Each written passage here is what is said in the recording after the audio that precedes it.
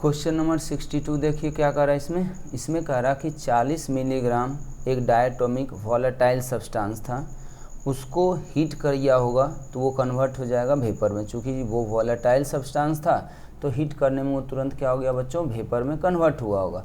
अब देखिए कहता क्या कि जब वो वेपर में कन्वर्ट हुआ तो वो इतना ml एयर को डिस्प्लेस करता। अब सोचिए ये डायरेक्टली आपको क्या देना चाहता, जब कोई भी सब्सटेंस किसी दूसरे के सब्सटेंस के वॉल्यूम को डिस्प्लेस करता है, इसका मतलब वो उतना ही जगह डिस्प्लेस करेगा, उतना ही जगह खाली करेगा दूसरे सब्सटेंस का जितना उसका वॉल्यूम होगा। तो ऑब्वियसली हमें ये इस वर्ड से ये समझ आ रही है कि कहीं ना कहीं जो ये सब्सटेंस को हीट करने के बाद वेपर बनाया गया है उसका वॉल्यूम इतना ml रहा होगा। जब क्योंकि उतना एयर को डिस्प्लेस कर रहा है तो किसी भी सब्सटेंस का जितना वॉल्यूम होगा उतना ही वॉल्यूम में वो क्या करेगा, बाकी दूसरे सब्सटेंस को डिस्प्लेस कर देगा।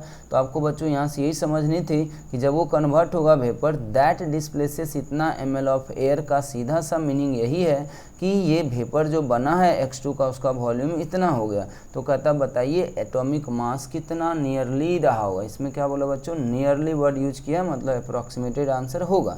चलिए अब इसके लिए हमें क्या करना, चूँकि हमें प्रेशर पता है, वॉल्यूम पता है, टेम्परेचर पता है, ठीक है, तो हमारे पास एक ही क्वेश्चन इस डाटा को देख के लग रहा कि अगर गैस है तो PV = nRT लगा दें। अब देखिए प्रेशर वो ATM में चाहिए, वो दिया हुआ भी है।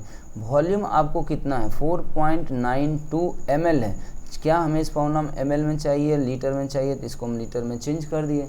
अब बात आता मोल। मोल के लिए बच्चों आपको क्या चाहिए, मास चाहिए। मोल के लिए क्या चाहिए आपको, मास चाहिए। तो सब्सटेंस 40 मिलीग्राम दिया हुआ, तो इसको फिर से ग्राम में चेंज करना होगा।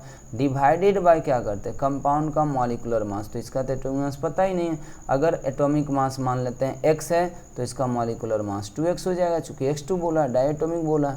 चलिए इंटू R का वैल्यू कितना हो जाएगा, 0.0821 और इंटू टेम्परेचर 300 केल्विन। अब यहाँ से अगर हम लोग इसको सॉल्व कर देंगे तो ये आ जाए। चलिए पहला तो कहानी हम इसको ख़त्म कर दें, पहला कहानी इसको ख़त्म कर दें। अगर मैं यहाँ से बच्चों x निकालूँ तो x के जगह पे क्या लिखेंगे आप, ये हो जाएगा 40 इंटू 0.0821 इंटू करेंगे आप 300, ठीक है। और नीचे आप डिवाइड किससे कर देंगे बच्चों, नीचे आप डिवाइड कर देंगे 4.92 से, ठीक है। आप इसको सॉल्व कीजिए, आपका आंसर मिल जाएगा। चलिए हम इसको सॉल्व करके आपको बता देते हैं कितना रहा। ये हो गया 40 इंटू 0.0821 इंटू आ गया आपका 300, ठीक है। ये आपका आ रहा बच्चों 985.2 में आप डिवाइड करने जा रहे हैं 4.92 से, 4.92 से। तो 4.92 से अगर आप डिवाइड करते हैं तो ये आंसर है 200.243। तो इसका मतलब इसका आंसर क्या हो जाएगा बच्चों, सी सही आंसर है। चलिए अब क्वेश्चन नंबर 63। क्वेश्चन नंबर 63 में क्या बोला है, वापस फिर से दो एलिमेंट बोला। कौन सा एलिमेंट है, तो एक x है, दूसरा y है, ठीक है।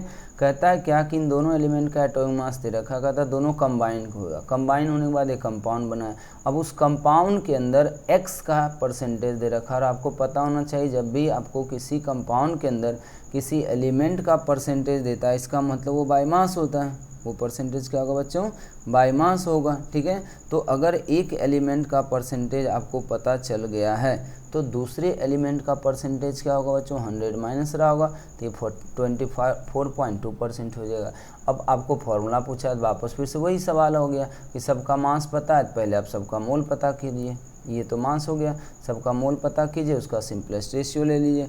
अब अगर आप इसको डिवाइड करते हैं 75.8 को किससे डिवाइड करना होगा बच्चों, इसको करना होगा इसके एटॉमिक मास से। तो इसका एटॉमिक मास दिया है ये, तो ये 1.01 आ रहा, मतलब इसको 1 ही मान के चलेंगे।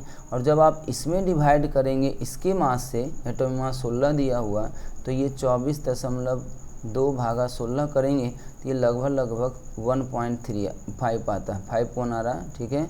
ये लगभग कितना जाएगा बच्चों, 1.51 आता है। तो यहाँ से देखिए आ गया आपका 1.51। तो हमारे पास अब जो निकल के आया है ये 1 यहाँ से आएगा और ये n बराबर 1.5 आएगा। क्या ये सिंपलेस्ट रेशियो है या इसे सिंपलेस्ट करना पड़ेगा, तो सिंपलेस्ट इंटीग्रल फॉर्म में ले जाने के लिए इसे 2 से मल्टीप्लाई करना होगा। तो देखिए एक का आ गया 2, एक का 3, मतलब x रहा होगा 2 और y रहा होगा 3। तो देखिए ऐसा ऑप्शन किस में दिया हो, x2/3, तो इसका आंसर हो जाएगा डी।